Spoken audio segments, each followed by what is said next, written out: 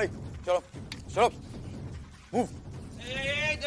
বাবা ছি ছি ছি ছি ছি, এইভাবে কোনেকে আনতে নেই, বলি একটা নিয়ম কানুন আছে তো। এই এখন শুভ দৃষ্টি হবে, মুখ ঢাকো মুখ ঢাকো। না হবে না, ডাইরেক্ট সিঁদুর দান। রোহিত মশাই আমি আর এক পালও ওয়েট করবো না, চুপচাপ মন্ত্র পড়বেন আর বিয়ে দেবেন শর্টকাটে।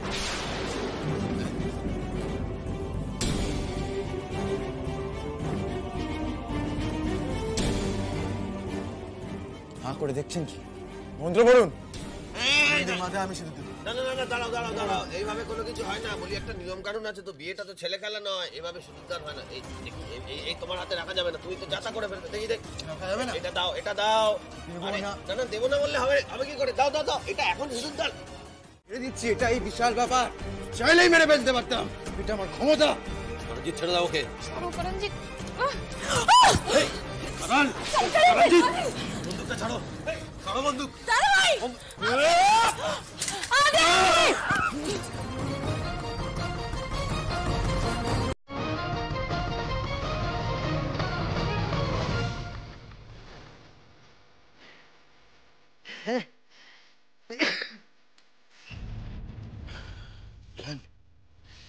क्या कर दिया यार?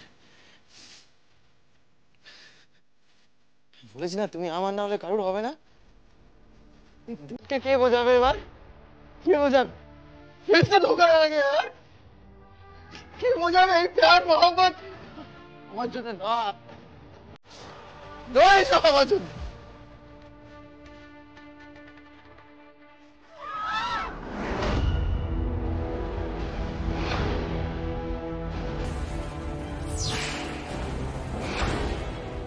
করণজিৎ তোমার সাথে আমার শত্রুতা, তোমার যদি লড়ার।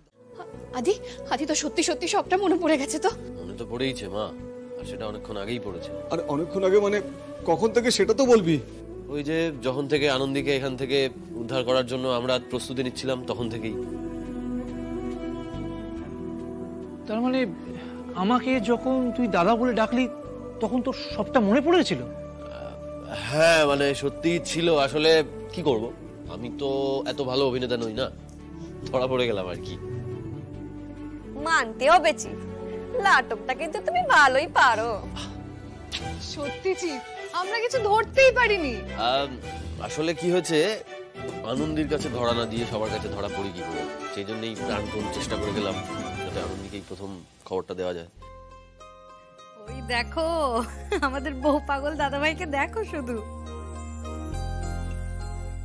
তুমি কিন্তু কাজটা মোটেই ভালো করলে না আদি। এর থেকে ভালো কিছু হতেই পারে না। আরে এই সারপ্রাইজটা ছিল বলেই না এই মুহূর্তটা সারা জীবন মনে থেকে যাবে। এরকম ভালোবাসা আমার কপালে লাইগো, আর যে ভালোবাসলো সে তো থাকলোই নি।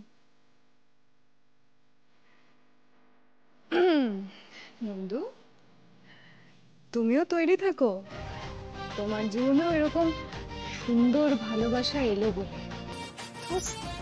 এরকম রূপকথার গল্প সবার জীবনে হয় লাগো। কিন্তু আজকাল বিক্রম তো রূপকথাটা তোমার সাথে লিখবে বলে খাতা পেন সব নিয়ে একেবারে রেডি হয়ে আছে।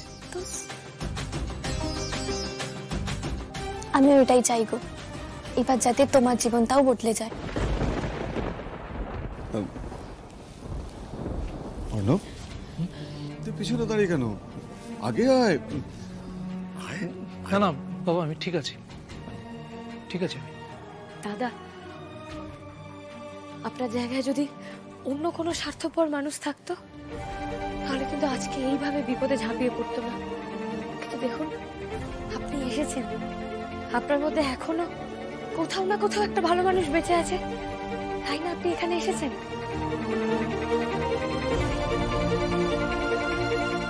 আপনার হয়তো এগিয়ে এসে নিজের থেকে সবার সাথে মিশতে এখন একটু সময় লাগবে, তবে আমরা কিন্তু সবাই আছি।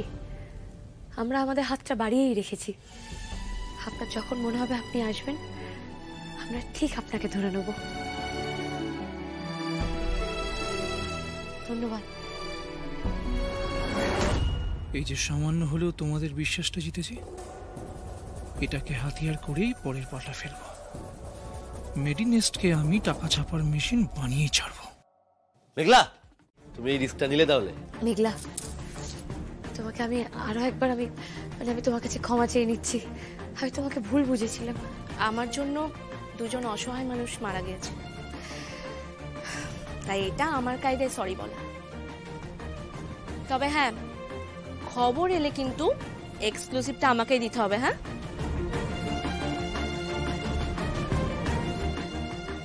ভুল শোধরানোর কাজটা আমি এভাবেই করে যাব।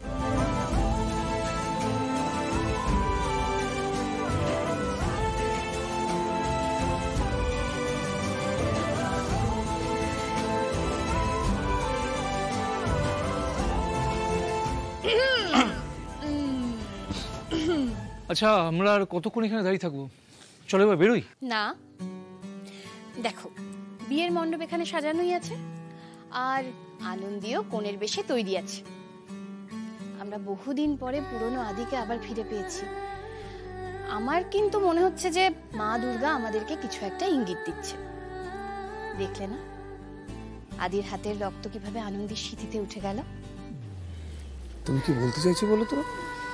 মানে আবার কি আনন্দী আর আদির বিয়ে দেবে নাকি?